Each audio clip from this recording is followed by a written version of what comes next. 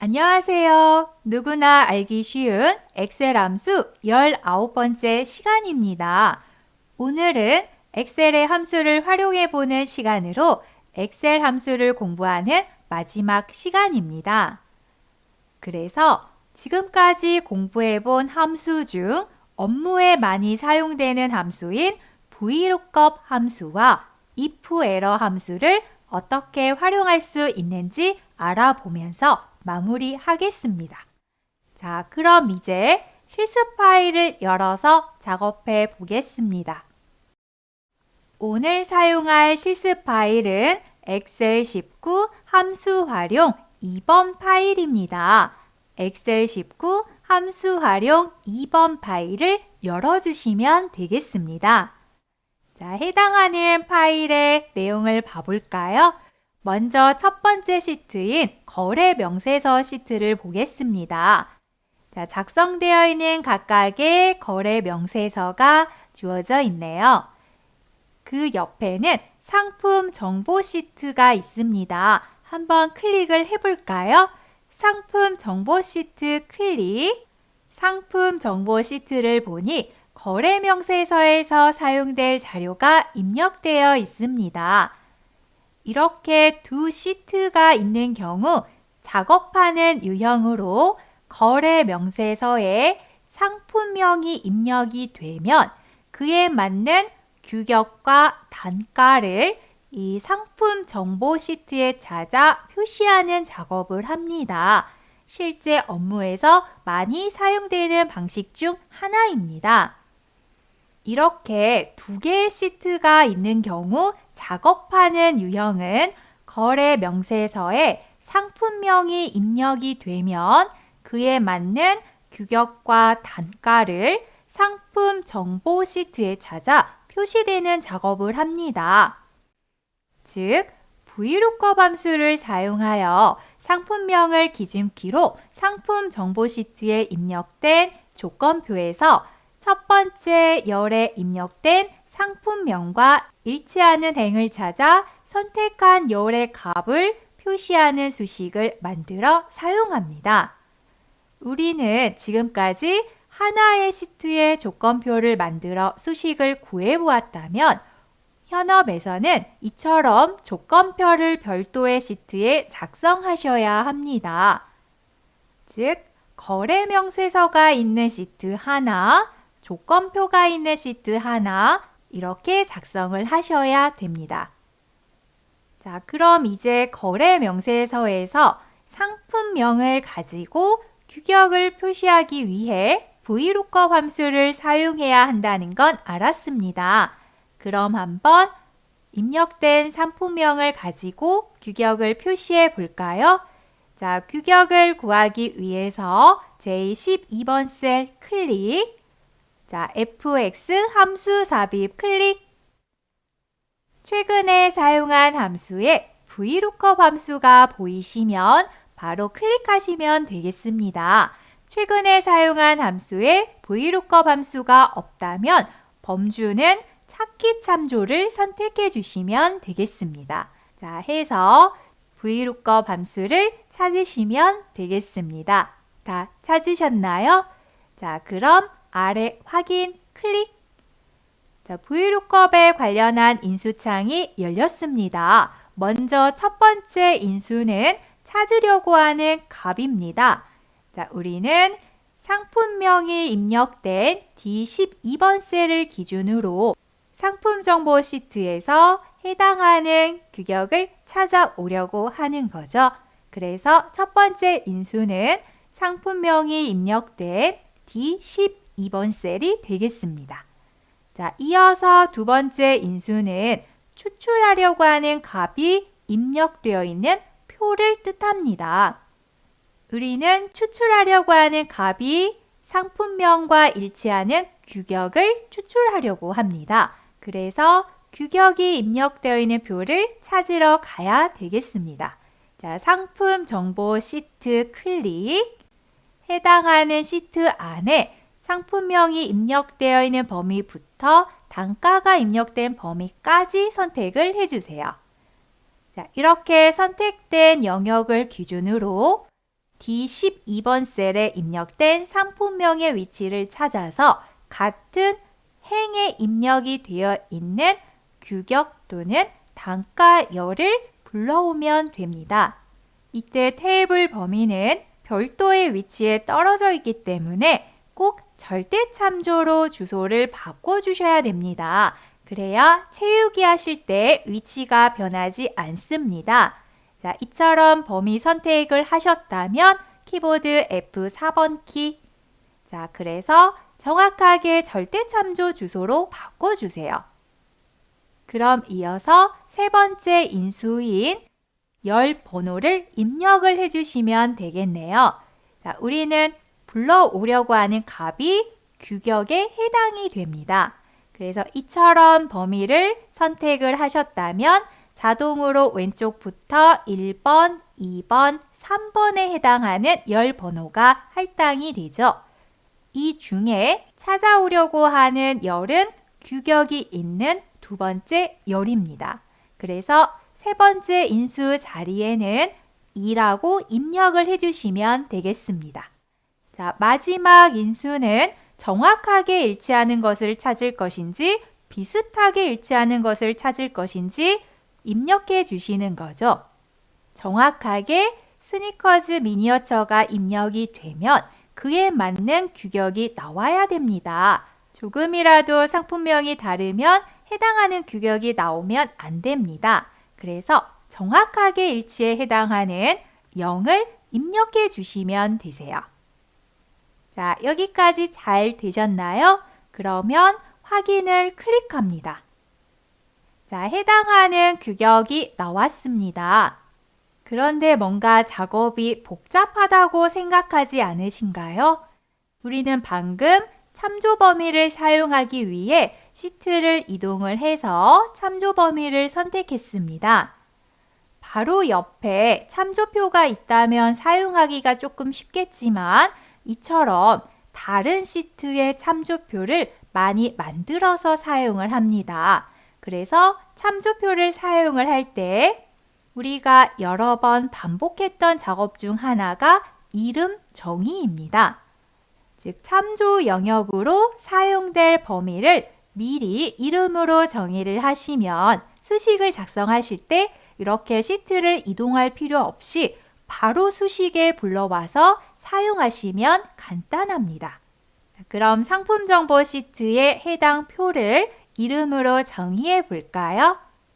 자, B1번부터 D15번 셀까지 범위로 선택을 해주시고 이름 상자에 해당하는 범위를 직접 이름 정의하겠습니다. 자, 이름 상자 클릭. 자, 이름은 상품 정보라고 정의를 하겠습니다. 지금처럼 상품 정보 시트에 표가 하나만 존재한다면 시트명으로 이름을 정의하시면 기억하기가 편합니다. 만약 상품 정보 시트에 작성된 표가 여러 개라면 그때는 시트 이름보다는 구분할 수 있는 표 이름으로 정의하셔야 합니다. 자, 이름을 다 적으셨다면 완료를 위해 엔터. 자, 해당하는 이름 상자 안에 정확하게 정의된 이름이 들어있는가 꼭 클릭을 해서 확인을 해주세요. 자, 그럼 다시 거래 명세서 시트로 이동을 하겠습니다. 이번에는 상품명을 가지고 단가를 구해 볼까요? 규격을 구하셨던 수식 그대로 찾아오려고 하는 열의 번호만 3번을 입력해 주시면 단가가 출력이 되겠습니다. 자, 그럼 단가를 구하러 P12번 셀 클릭, fx 함수 삽입 클릭. 자, 함수 마법사 창이 열리셨나요? 그 안에서 VLOOKUP 함수를 찾아 클릭해 주시면 되겠습니다. 자, VLOOKUP 다 찾으셨나요? 그러면 아래 확인 클릭. 자, VLOOKUP 함수의 인수창이 열렸습니다. 그 중에 첫 번째 인수는 찾으려고 하는 값입니다. 자, 우리는 상품명을 가지고 기준키로 찾으려고 하고 있죠. 그래서 D12번 셀 클릭. 자, 이어서 두 번째 인수 자리에 추출하려고 하는 표를 선택해 주시면 되시는데 이번에는 상품 정보 시트로 이동하시는 게 아니라 정의된 이름을 불러오시면 되겠습니다. 직접 두 번째 인수 자리에 정의한 이름을 입력해 주셔도 되고 또는 정의한 이름을 불러와서 사용을 하셔도 됩니다. 자, 이때 정의된 이름을 불러오시는 방법이 키보드의 F3번 키입니다. 자, F3번 키 누르셨다면 이렇게 이름 붙여넣기 창이 열릴 겁니다. 자, 이름 붙여넣기 창 다 열리셨나요?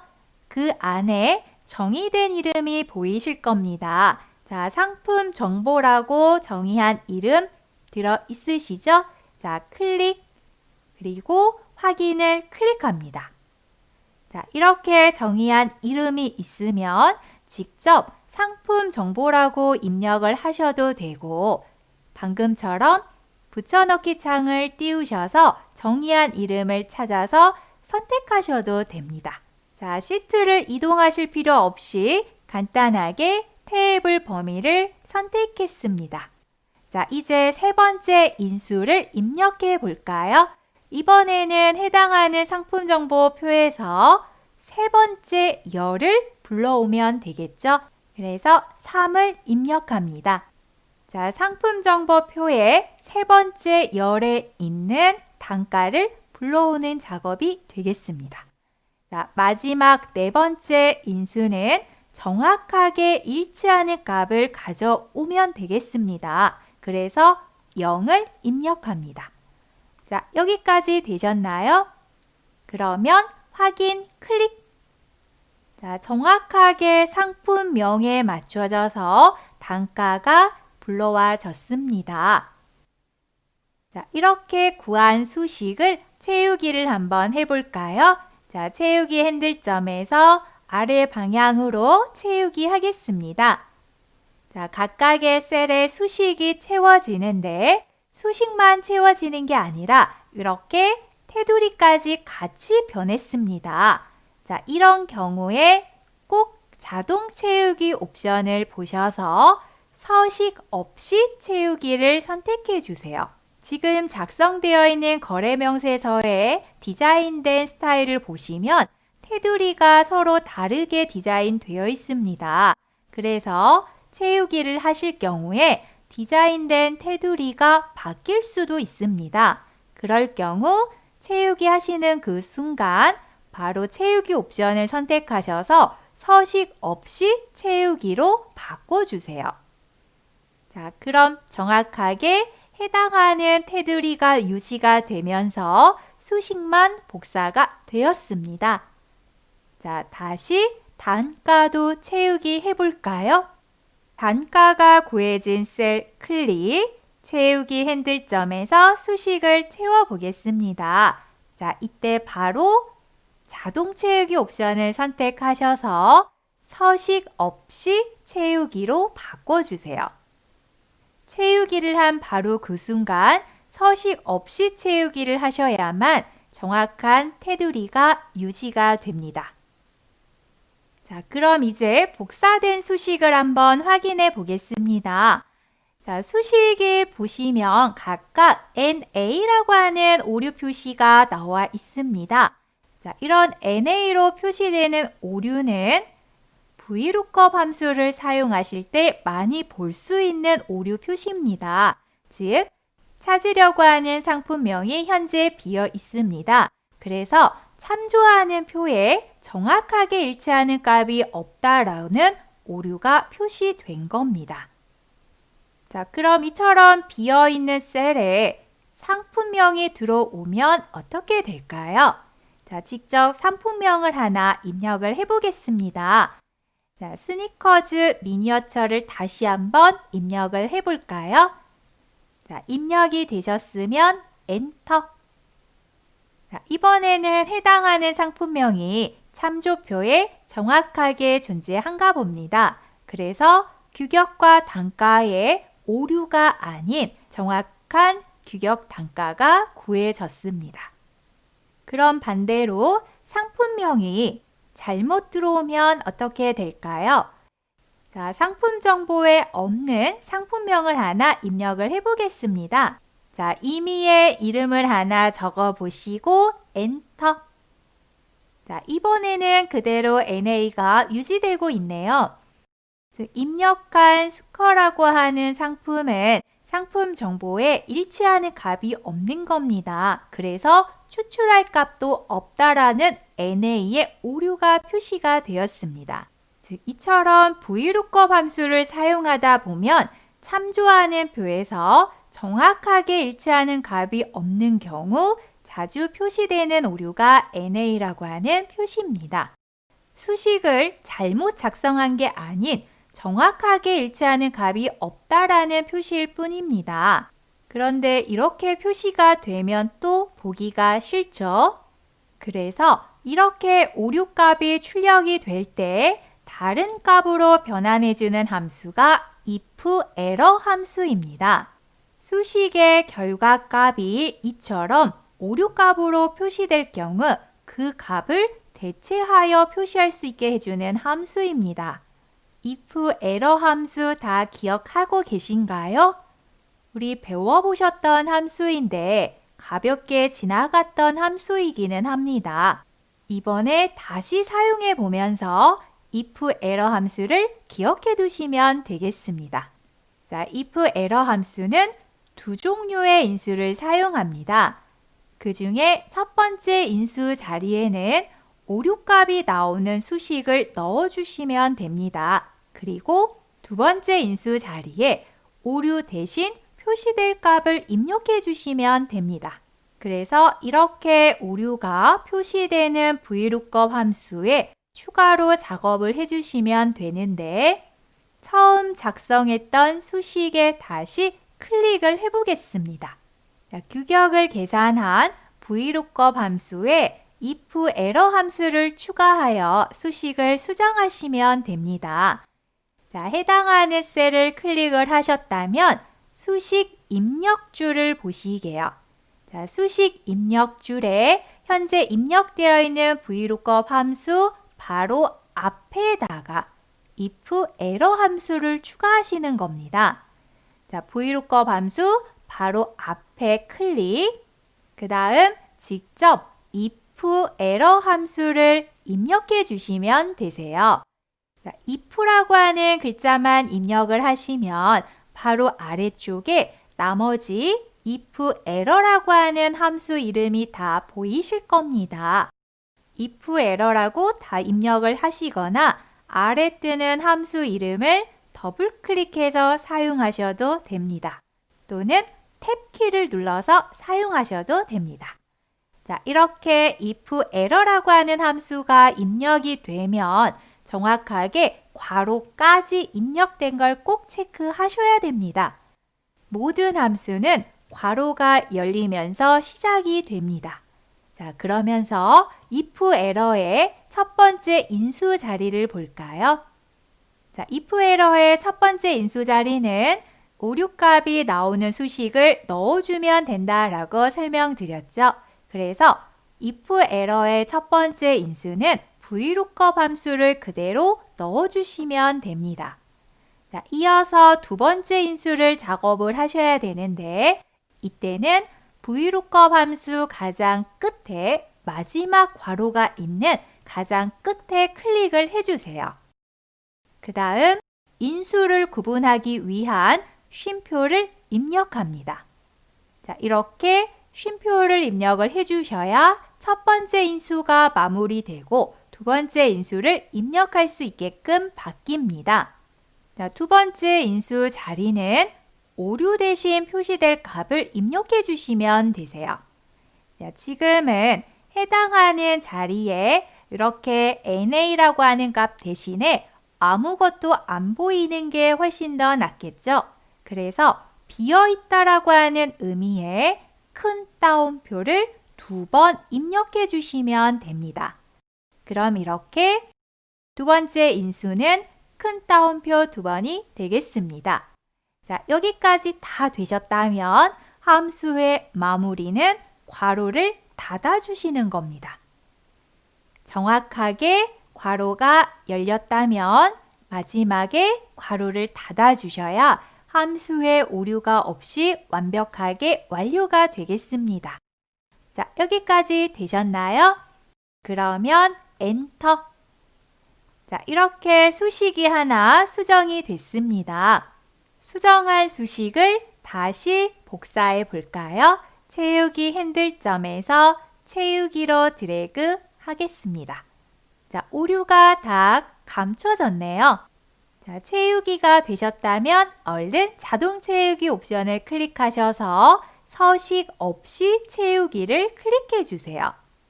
서식 없이 채우기에 클릭. 자, 그럼 처음 상태 그대로 테두리가 유지되고 있을 겁니다.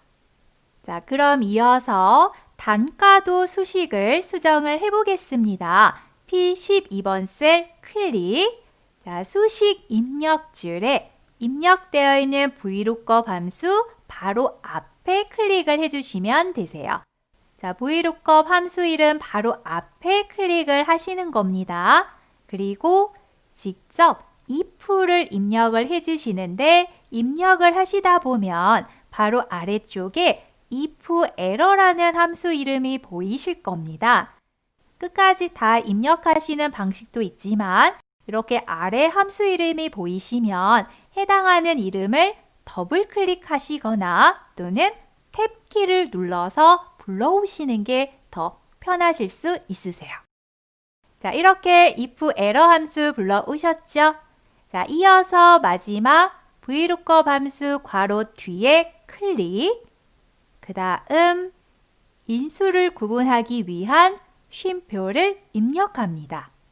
자, 두 번째 인수는 오류가 표시되는 값 대신에 대체할 값을 입력해 주시는 거죠. 우리는 빈칸으로 보이게끔 큰 따옴표 2번, 그 다음에 마지막 괄호를 정확하게 닫아주시는 겁니다. 함수는 항상 괄호가 열려 있으면 마지막에 닫아주셔야 됩니다. 자, 여기까지 되셨나요? 그러면 엔터. 자, 해당하는 수식이 정확하게 수정이 되었다면 이 수식을 또 채우기로 복사해 보겠습니다. 자, 아래 방향 드래그. 자, 해당하는 수식에 오류가 숨겨졌습니다. 이렇게 채우기가 되시고 나면 바로 이어서 채우기 옵션에 서식 없이 채우기를 클릭. 지금 이 상태에서 바로 서식 없이 채우기를 하셔야지 그렇지 않고 지나가 버리시면 다시 이 채우기 옵션이 안 나옵니다. 그래서 채우기한 바로 그 순간에 서식 없이 채우기로 바꿔주세요. 그러면 처음 상태 그대로 테두리가 유지되고 있을 겁니다. 자, 여기까지 되셨나요? 정확하게 상품명이 입력된 경우에는 규격과 단가가 표시가 됐습니다. 네, 이처럼 상품명이 잘못 입력이 됐을 경우에 해당하는 상품 정보 표에는 규격과 단가가 일치하는 값이 없죠. 그래서 빈칸으로 결과가 나오고 있습니다. 자, 그럼 이제 단가가 이렇게 표시가 되면 우리가 수량만 입력을 하면 공급 가액과 세액을 표시할 수가 있겠네요. 자, 공급 가액은 수량 곱하기 단가가 되겠습니다. 자, 그럼 공급 가액을 계산을 해볼까요? 자, 등호는 수량이 들어올 셀 클릭 곱하기 단가가 입력될 셀 클릭. 자, 수량과 단가를 곱하면 공급 가액이 구해지게 되겠습니다. 자, 이렇게 수식 완성되셨습니까? 그럼 엔터. 현재는 수량이 없어서 공급 가액이 0이라고 나왔습니다. 그럼 수량을 한번 입력을 해볼까요? 자, 수량 자리에 10을 한번 입력을 해보겠습니다. 자, 10을 입력하셨다면 엔터. 수량이 들어오면서 공급 가액이 구해졌습니다. 자, 이렇게 작성된 수식을 또 채우기로 한번 복사해 볼까요? 자, 채우기 핸들점에서 또 드래그해서 수식을 복사해 보겠습니다. 자, 수식 복사하시는 그 순간 바로 채우기 옵션에서 서식 없이 채우기를 클릭해 주세요. 자, 수식을 복사했더니 이번에도 뭔가 오류가 표시가 됐습니다. 네, 이번에 표시된 오류는 NA가 아니라 좀 다르게 보이시죠? 자, 이처럼 표시되는 오류는 현재 계산할 셀인 단가가 들어가 있는 자리에 수식이 들어가 있는데 이 수식이 빈칸을 의미하는 수식이 들어가 있습니다. 즉 숫자가 아닌 빈칸을 의미하는 수식이 들어있는 거죠. 그래서 0과 빈칸을 의미하는 수식이 곱해지면서 오류가 표시가 된 겁니다. 이런 경우에도 오류를 숨기면 되겠네요. 자, 다시 공급가액 계산하러 U12번 셀 클릭. 자, 수식 입력 줄에 가장 앞에 클릭을 합니다. 그리고 if error를 입력해서 해당하는 수식을 만들어 주시면 되세요. 자, i 하나만 입력을 하셔도 아래 함수 이름이 보이실 겁니다. 자, 해당하는 함수 보이신가요? 그러면 더블 클릭 또는 키보드의 탭 키를 눌러주시면 되겠네요. 자, if error라고 하는 함수 이름이 들어왔다면 첫 번째 밸류 자리는 오류가 발생되는 수식을 넣어주시는 거죠. 그래서 오류가 발생되는 수량 곱하기 단가가 첫 번째 인수가 되겠습니다. 자, 이어서 바로 뒤에 두 번째 인수를 입력하기 위해 쉼표를 입력을 해주시고 지금처럼 오류가 표시될 경우에 대체할 값인 빈칸으로 표시되게끔 큰 따옴표 2번을 넣어주시면 되겠습니다. 자, 여기까지 되셨나요? 그러면 괄호를 닫아주셔야 되겠죠? 자, 여기까지 되셨으면 엔터. 자, 수식을 수정한 셀을 다시 클릭. 이번에도 채우기로 한번 수식을 복사해 보겠습니다. 자, 오류가 다 숨겨졌습니다. 채우기 옵션에서 서식 없이 채우기 클릭. 자, 이번에는 세액을 계산을 해볼까요? 세액은 공급 가액의 10%를 주면 되겠습니다. 자, 이제는 다 오류가 나온다라는 걸 아셨죠? 자, 그래서 먼저 if error 함수를 사용해서 세액을 계산하시면 되겠습니다.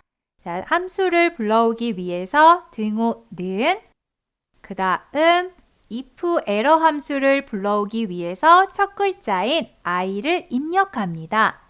그러면 i로 시작되는 함수가 펼쳐집니다. 그 안에 if error 함수가 보이실 겁니다. 자, 이렇게 표시된 if error의 함수 이름을 더블 클릭. 그러면 나머지 if error 이름이 다 입력이 되어서 나올 겁니다. 잘 되신가요? 첫 번째 인수에 해당하는 수식을 작성해 보겠습니다. 공급 가액에 곱하기 10%를 해주시면 세액에 해당하는 결과가 구해지겠습니다. 자, if error의 첫 번째 인수는 이렇게 작성이 된다면 이제 이어서 두 번째 인수를 작성을 하셔야 되겠네요. 쉼표, 그 다음 오류가 났을 때 표시할 방법, 큰 따옴표 2번. 자, 여기까지 수식이 다 작업이 되셨나요? 그러면 수식을 마무리하기 위해서 마지막 괄호를 닫아줍니다. 자, 이렇게 해서 수식이 완성이 되었습니다. 자, 그럼 엔터. 해당하는 세액이 구해졌습니다. 자, 이렇게 구한 세액을 수식 복사로 채우겠습니다. 자, 채우기 하는 바로 그 순간 채우기 옵션을 클릭하셔서 서식 없이 채우기 클릭. 자, 이렇게 각각의 셀에 미리 수식을 작성을 해 놓으시면 상품명이 입력이 되면 그에 맞는 규격과 단가가 불러와지면서 수량만 입력을 하시면 알아서 공급 가액, 세액이 각각 구해질 겁니다. 자, 이해되셨나요? 자, 그러면 이제는 아래에 공급가액 총액과 세액 총액 합계 금액을 각각 계산을 해보겠습니다. 자, 공급가액 총액은 바로 위에 구해지는 공급가액을 전부 다 더해주면 되겠습니다. 그래서 자동 합계로 sum 함수를 불러오시면 되겠네요. 자, 공급가액 총액이 구해질 셀을 클릭, 우리 홈 탭의 오른쪽 상단 자동 합계를 클릭합니다. 자, 그럼 sum 함수가 자동으로 입력이 되었습니다. 자, 상단에 주어져 있는 공급가액이 들어올 범위를 다 선택을 해주세요. 이렇게 선택한 범위 안에 공급가액이 입력이 되면 자동으로 더해주는 sum 함수를 만들고 계시는 겁니다. 자, 여기까지 되셨나요? 그러면 엔터. 자, 이어서 세액 총액도 구해 보겠습니다. 자, 우리 홈 탭의 오른쪽 상단 자동 합계 클릭. 자, 범위는 바로 위에 있는 공급가액 총액 셀이 아닌 세액이 입력될 셀 전부 다 선택을 하시는 거죠. 이렇게 선택된 범위 안에 세액에 해당하는 값이 들어오면 자동으로 합계를 구하도록 하는 겁니다. 자, 이렇게 되셨으면 엔터. 자, 그럼 최종적인 합계 금액은 공급가액 총액과 세액 총액을 더해 주시면 되겠습니다. 자, 그럼 홈 탭의 자동 합계 클릭. 자, 범위는 공급가액 총액과 세액 총액 두 셀을 같이 선택해 주시면 되겠네요. 자, 이렇게 범위가 선택이 되셨다면 엔터. 자, 각각의 공급가액과 세액이 표시가 되면 그에 맞춰서 공급가액 총액, 세액 총액, 합계 금액이 구해지도록 작업이 완료됐습니다. 자, 그런데 이런 형식의 숫자가 표시되는 것보다 세 자리마다 쉼표가 표시되면서 그에 맞춰서 통화 기호까지 표시가 되면 보기가 더 좋을 것 같습니다. 자, 그래서 표시 형식을 좀 변경해 보도록 할게요. 자, 표시 형식이 변경될 공급 가액부터 세액의 범위와 아래 합계 금액까지 한꺼번에 범위로 선택을 해주세요. 그 다음 홈 탭에 보시면 표시 형식 그룹이 있습니다. 자, 이 표시 형식 그룹의 셀 서식에 해당하는 유형을 회계라는 형식을 선택을 해주시면 세 자리마다 쉼표가 들어가면서 앞에 통화 기호까지 생깁니다. 이때 통화라고 하는 서식과 회계라는 서식의 차이는 앞에 붙는 통화 기호의 간격이라고 생각하시면 되겠습니다. 즉, 회계라고 하는 서식을 선택하시면 이처럼 통화 기호가 숫자하고 많이 떨어져서 표시됩니다. 자, 이번에는 표시 형식을 통화라고 한번 선택을 해볼까요? 자, 표시 형식을 이번에는 통화에 클릭합니다. 자, 바로 차이가 보이신가요? 표시 형식을 통화로 선택을 하시면 숫자 앞에 붙는 통화 기호가 숫자 바로 앞에 통화 기호가 붙어서 표시가 됩니다. 이렇게 표시되는 것보다 떨어져서 표시되는 게 더 깔끔하겠죠? 자, 그래서 표시 형식을 회계로 선택을 해주시면 되겠습니다. 자, 회계에 클릭. 자, 이처럼 통화 기호가 좀 떨어져서 표시되는 게 보기에 훨씬 더 깔끔할 겁니다. 자, 공급가액, 세액뿐만 아니라 그 아래에 총액까지 셀 서식이 들어가도록 선택을 해주시면 되겠습니다. 자, 이제 어느 정도 마무리가 되었습니다. 그럼 여기서 상품명을 한번 지워볼까요?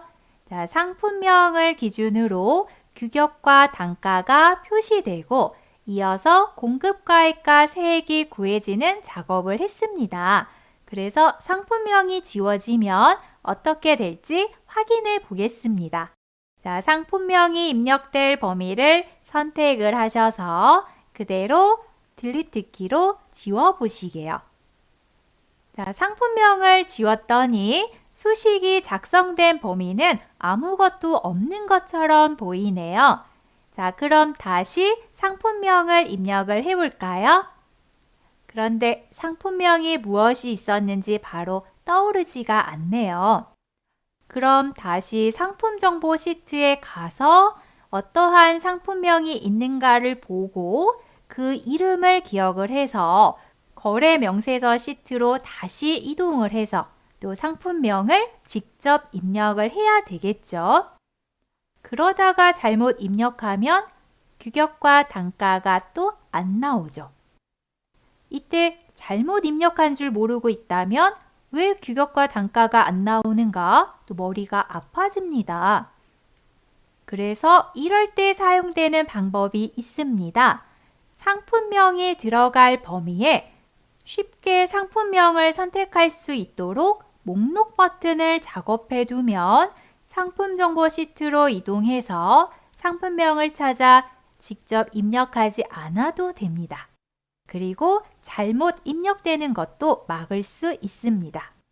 이럴 때 사용되는 방법이 유효성 검사입니다. 자, 그럼 유효성 검사를 어떻게 사용해 보는지 차근차근 따라와 보시게요. 자, 먼저 유효성 검사가 사용될 범위를 선택을 합니다. 자, 이렇게 범위를 먼저 선택을 해주셔야 됩니다. 그래야 이 안에 해당하는 작업이 정확하게 들어옵니다. 자, 그리고 상단 메뉴는 데이터 탭을 클릭해 주시면 되세요. 자, 데이터 탭 클릭. 데이터 탭을 클릭을 하시면 그 안에 데이터 유효성 검사라고 하는 메뉴가 들어 있습니다. 자, 데이터 유효성 검사 다 찾으셨나요? 데이터 탭 안에 데이터 유효성 검사 메뉴가 들어 있습니다. 자, 찾으셨다면 글자가 아닌 그 위에 그림 쪽을 클릭을 해주세요. 자, 데이터 유효성 검사의 그림 쪽을 클릭합니다. 자, 그러면 데이터 유효성이라고 하는 이런 화면창이 하나 보이실 겁니다. 그러면서 먼저 보이고 있는 설정 탭은 유효성 검사를 주시는 데 있어서 가장 기본이라고 보시면 되세요. 자, 여기에 제한 대상에 해당하는 내용을 보시면 모든 값이라고 적어져 있습니다. 현재 제한이 없는 어떠한 값이라도 다 입력될 수 있는 상태라고 보시면 되세요. 자, 그럼 바로 옆에 있는 삼각 버튼을 한번 클릭을 해볼까요? 자, 삼각 버튼을 클릭을 하면 이렇게 아래쪽으로 선택할 수 있는 항목이 펼쳐집니다. 이처럼 선택할 수 있는 항목이 펼쳐지는 이 버튼을 목록 버튼이라고 합니다. 삼각 펼침 버튼을 클릭하면 그 아래 펼쳐진 항목에서 선택해서 사용할 수 있도록 해주는 기능을 목록이라고 보시면 되세요. 이렇게 목록이 펼쳐지면 이 안에서만 항목을 선택을 해야 합니다. 다른 것은 사용할 수 없는 거죠. 그래서 이러한 목록 버튼을 상품명이 입력될 이 범위 안에 만들어 주시면 목록에서 제공하는 내용만을 사용하고 다른 것은 사용이 안 되게끔 정확하게 상품명만 사용할 수 있게 되는 겁니다. 자, 이해되셨나요? 그러면 유효성 조건의 제한 대상에서 목록을 선택해 주시면 되세요. 자, 목록에 클릭. 자, 그럼 그 아래에 원본이라고 하는 공간이 보이실 겁니다. 자, 이 원본이라고 하는 자리에 클릭. 이 원본이라고 하는 자리는 목록에서 선택할 수 있는 내용을 정해주는 곳입니다. 즉, 스니커즈 트윅스인 상품명을 이 자리에 하나씩 입력을 해주시거나 미리 작성된 내용이 있다면 그 셀 주소를 찾아서 선택하시면 됩니다. 우리는 여기 상품 정보 시트에 미리 작성된 상품명이 있죠. 자, 그래서 상품 정보 시트에 클릭. 자, 범위는 상품명으로 사용될 이 트윅스부터 페디그리 쇠고기라고 하는 범위를 선택해 주시면 되세요. 정확하게 B2번 셀부터 B15번 셀까지 선택해 주시면 되겠습니다. 이렇게 선택한 범위가 목록으로 사용이 되는 겁니다. 자, 여기까지 되셨나요? 그러면 확인 클릭. 거래 명세서 시트의 상품명 범위를 보시면 상품명을 입력할 자리에 이렇게 목록 버튼이 하나 생겼습니다. 이 목록 버튼은 해당하는 셀을 클릭하면 나타나고 다른 셀을 클릭하시면 안 보입니다. 즉, 상품명을 입력하기 위해서 이렇게 클릭을 하셔야만 해당하는 버튼을 보실 수 있습니다. 자, 이 목록 버튼을 클릭하시면 범위로 지정한 상품명이 보이실 겁니다. 즉, 맞게 범위를 지정하셨다면 이렇게 사용할 수 있는 상품명이 바로 표시가 됩니다. 자, 이렇게 상품명이 표시되면 이 안에서 클릭만 하시면 아주 간단하게 상품명을 입력하실 수 있는 겁니다. 자, 하나 클릭. 자, 상품명이 들어오는 순간 규격과 단가가 찾아지면서 바로 공급가액 세액이 계산이 됐습니다. 자, 이렇게 유효성 검사를 사용을 하시면 해당하는 셀에 만약 입력을 잘못하셨을 경우에 엔터를 하는 순간 이처럼 입력된 값이 유효하지 않다라는 경고 메시지가 뜹니다. 그러면 잘못 입력하는 것을 막을 수 있겠죠. 자, 취소. 자, 여기까지 잘 되셨나요? 그럼 이제 마지막 작업을 해볼까요? 이렇게 열심히 수식을 작성해 놓았는데 실수로 지워버리면 안 되겠죠? 그래서 이럴 때 사용해줘야 하는 게 시트 보호입니다. 작성된 수식을 실수로 지워지지 않도록 또는 규격에 맞춰 작업한 표에 추가로 삭제나 삽입이 되지 않도록 보호해 주는 겁니다. 자, 그럼 시트 보호를 하기 위해 먼저 해야 할 일이 있습니다. 이 거래 명세서에 다른 데이터는 지워지더라도 수식이 있는 이 규격이나 단가 또는 공급가액 세액 그리고 합계를 구한 범위는 지워지지 않도록 하는 겁니다. 그러면서 상품명이나 수량 쪽은 입력이 될 수 있도록 하셔야 되는 거죠. 그래서 첫 번째 단계는 해당하는 표를 전부 다 선택을 합니다. 자, 주어져 있는 이 표를 전부 다 드래그 하시는 방법도 있고요. 시트 전체를 선택하시겠다 그러면 여기 A열과 1번 행 사이에 있는 이 모서리를 클릭하시면 시트 전체가 선택이 됩니다. 자, 이렇게 시트 전체를 선택을 하셔도 되겠습니다. 자, 그 다음에 마우스 오른쪽 버튼 클릭. 자, 메뉴가 나오면 셀 서식을 찾아서 클릭합니다. 자, 셀 서식 화면창이 열리셨나요? 셀 서식 창이 열리셨다면 이 안에서 보호라고 하는 탭을 클릭합니다. 자, 보호 탭을 클릭해 보시면 그 안에 잠금이라고 하는 항목이 있으실 겁니다. 현재는 잠금에 체크가 되어 있는 상태죠. 이렇게 잠금에 체크가 되어 있으면 시트 보호 메뉴를 사용하셨을 때 현재 있는 이 시트 모든 셀이 다 선택이 불가능해집니다. 네, 우리는 일부분만 잠금을 하고 일부분은 입력이 될 수 있도록 풀어주셔야 됩니다. 그래서 먼저 전부 다 잠금을 해제하겠습니다.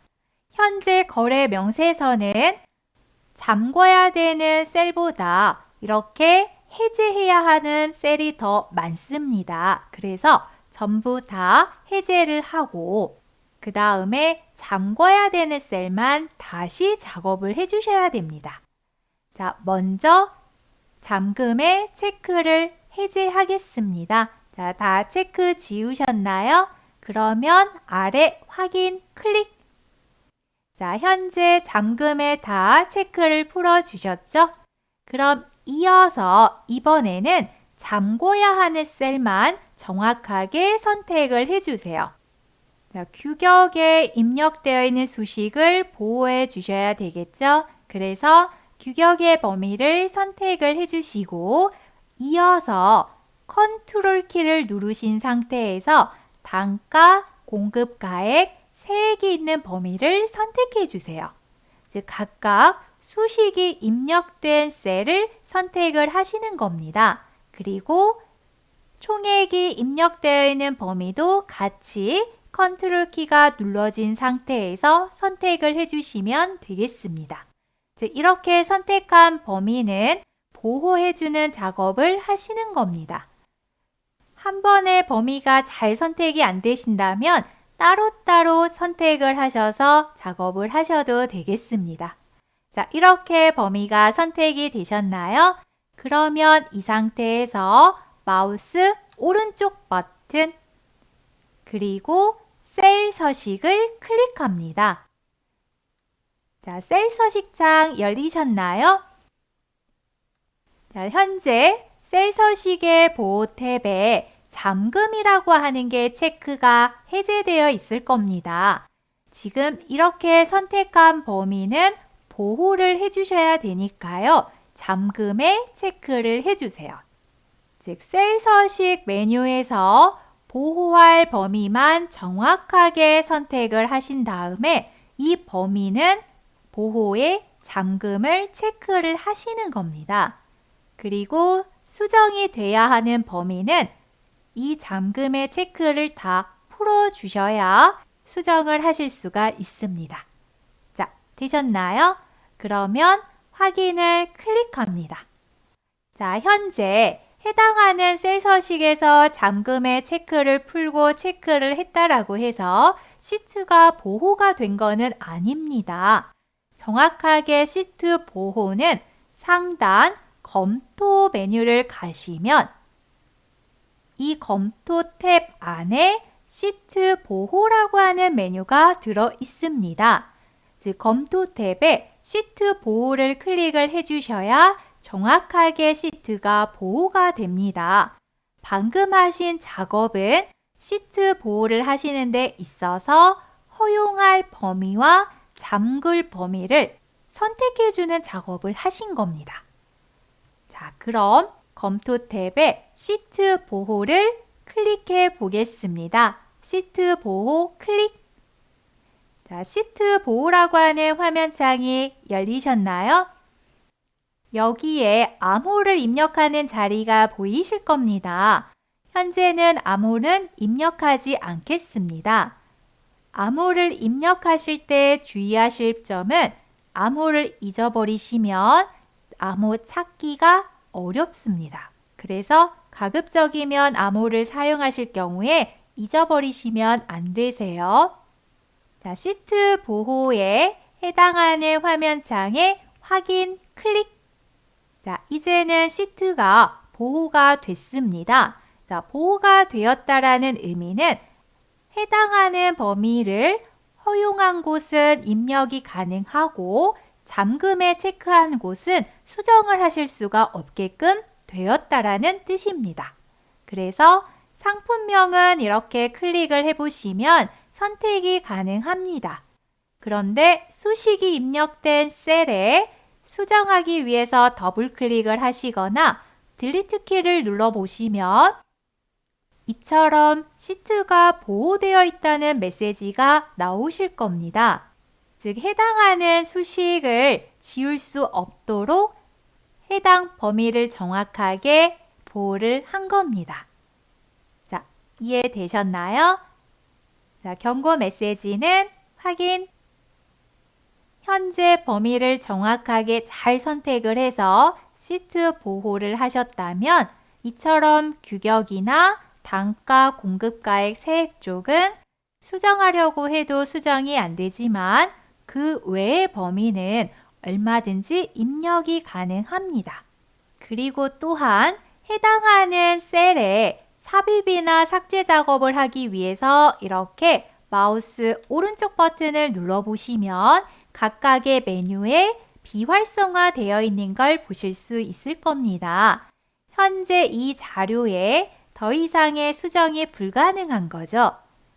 즉, 이렇게 디자인되어 있는 표를 추가로 삽입이나 삭제로 수정해 버리면 모양이 틀어져서 정확한 명세서가 안 됩니다. 그래서 중요한 자료인 경우에는 이처럼 시트 보호를 사용하시는 것도 하나의 방법입니다.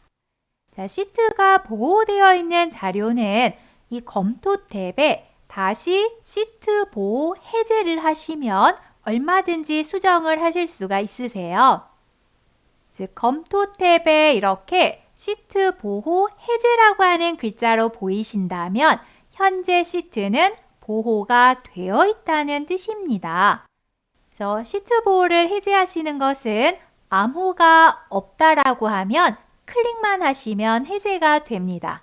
만약 암호가 들어가 있다면 암호를 입력하셔야만 해제가 됩니다. 자, 이렇게 시트 보호라고 하는 글자로 보이신다면 아직 시트 보호가 되어 있지 않다라는 의미입니다.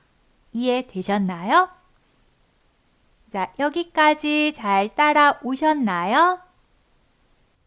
정보화 강의를 잘 듣고 계신가요? 그럼 북구청 홈페이지에 방문하셔서 설문조사를 부탁드리겠습니다. 이렇게 북구청 홈페이지에 접속하시면 왼쪽에 소통 참여라고 하는 공간이 있습니다. 보이시죠? 그곳에 바로 두 번째 설문조사라고 하는 항목이 있습니다. 찾으셨나요? 그럼 설문조사 글자에 클릭하시면 됩니다. 설문조사 화면으로 변경이 되셨다면 현재 진행 중인 설문조사가 그 안에 보이고 있을 겁니다. 바로 10월 정보화 교육 설문조사에 대한 참여하실 수 있는 게시글이 보이실 겁니다. 여기까지 잘 찾아오셨죠? 바로 그 옆에 참여하기가 있습니다. 자, 참여하기 글자에 클릭. 그럼 바로 설문조사 화면이 나옵니다. 1번 문항부터 차근차근 읽어가시면서 하나씩 체크해 주시면 되겠습니다. 그렇게 해서 마지막까지 문항을 체크를 해주시고요. 9번 문항을 보시면 현행 주민정보화 교육 운영에 대한 전반적인 의견이 있으시거나 간단한 건의사항이 있으시면 여기에 적어주시면 됩니다. 자, 여기까지 해서 모든 항목에 체크를 하셨다면 마지막에 꼭 설문 참여하기 클릭을 해주셔야 완벽하게 설문에 참여하실 수 있습니다. 꼭 마지막에 설문 참여하기 클릭해 주세요. 여러분의 좋은 의견을 남겨주시면 감사하겠습니다. 여기까지 해서 10월 한 달간의 엑셀 함수 과정이 마무리되었습니다. 이제는 엑셀을 사용하면서 지금까지 배워본 함수들을 잘 활용해 보시길 바랍니다. 감사합니다.